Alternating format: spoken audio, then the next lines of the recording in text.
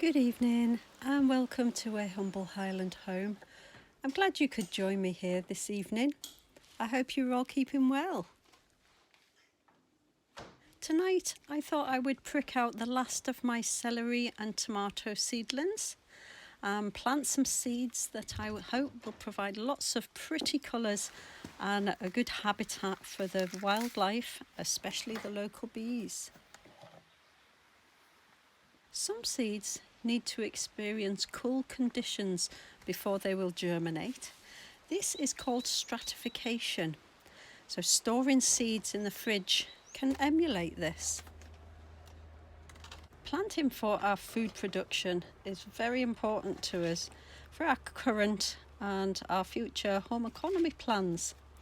But taking time to plant something pretty is, for me, a form of self-care, as it can provide a lot of joy as everything comes into flower, and I love to watch everything just growing and blooming. I can just imagine sitting and enjoying the moment surrounded by flowers with a cup of tea in hand as the sun rises or when it sets. These are my favourite times of the day, when it's all peaceful and quiet. The use of colour can influence your mood and concentration, so be aware of this when planning the colours that surround you. Do you want colours for relaxation and tranquility, like blues and greens or pinks, or stronger colours for productivity and motivation, like yellow and orange? Think about what you want to achieve, then do your research.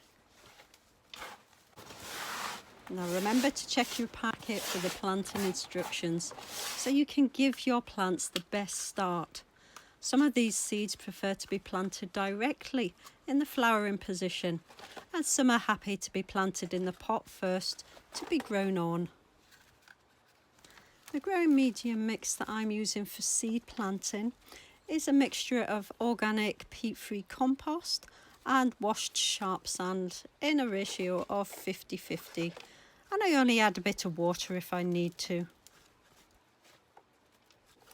I've just made some pots from some toilet roll tubes that I had, so I can plant them directly into the ground when the time comes. They're very easy to make, and it reuses something that I would normally just add to the compost bin. There is something lovely for me to get my hands in amongst the compost, to feel the textures, and just to do what feels right to me. So I'm planting a mixture of flowers, some pretty cottage garden flowers, some zinnias, a mixture of sunflowers, some sweet peas and some nasturtiums. And I'll be adding in a few seed bombs for the bees every so often, as I was kindly gifted these for Christmas. My rule of thumb when planting a seed is to plant it twice the depth to the width of the size of the seed.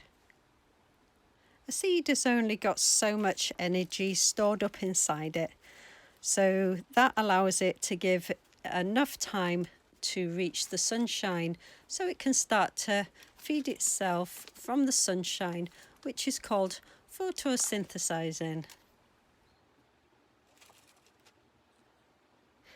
Now remember to label and date your seeds. I have been known to have a few surprises later on in the year.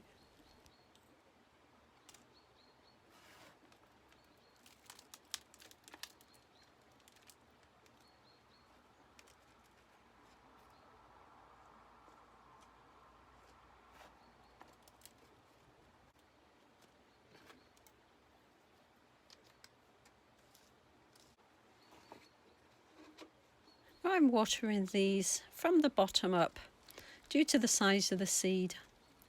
My watering method is determined by the size of the seed, so I might water from the top using an upturned watering rose on the watering can, or for smaller seeds I always water from the bottom to avoid the tiny seed being washed deeper than it should be by the weight of the water.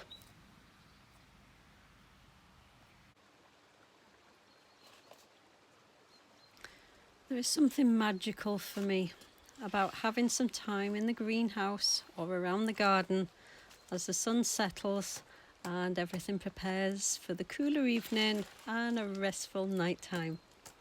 For me, it's time to reflect on the day or just to switch off. I like to do both, but it's also time for me to have a walk around the garden and plan what I want to do next. This is my wind down time.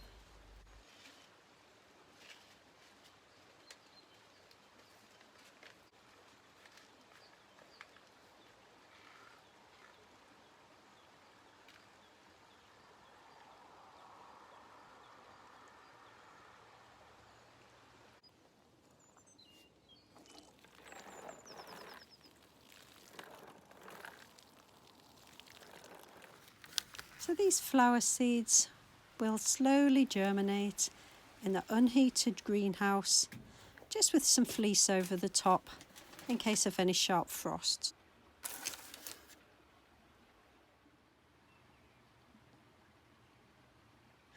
I only use seed trays like this when I've got a number of seeds that I want to get planted, and I use them just to save space, as they generally come into the house for the first 5 days. However, these are tomato and celery seedlings.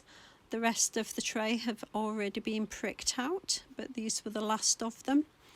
So these are temperature sensitive plants, so they will be pricked out and grown on, won't be planted out under cover until June. So the growing medium that I use for pricking out is the same as before. However, I use slightly less sharp sand, so I use a ratio of around about 80 to 20, so 80% growing medium and 20% sharp sand. And I test the moisture content by just squeezing the growing medium together to see how it holds.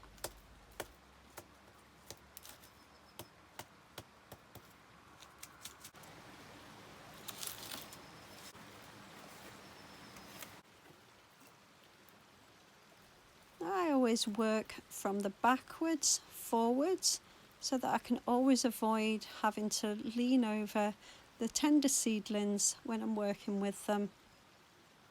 And I always pick up my seedlings with one of the leaves just in case, because if I break one of the leaves off, it's got another one, it can continue to grow.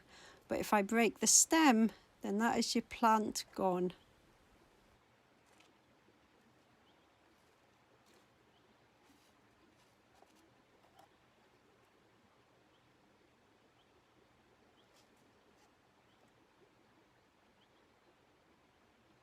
The celery seedlings are tiny and so fragile, but they've outgrown the seed trays and they need more nutrients and a space to themselves now. But this is a great form of meditation as I really concentrate on what I'm doing. This is the most temperamental time for seedlings, as they are most at risk during this time for various reasons, so they deserve lots of TLC to give them the best chance, and seeds are very expensive to lose.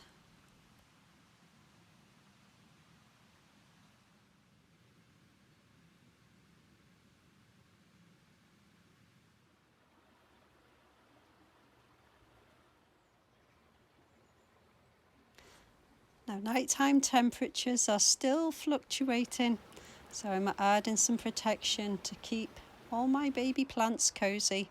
So hopefully this will serve me well and I will be rewarded well. This is just part of my evening routine, and it will get less as the weather warms up.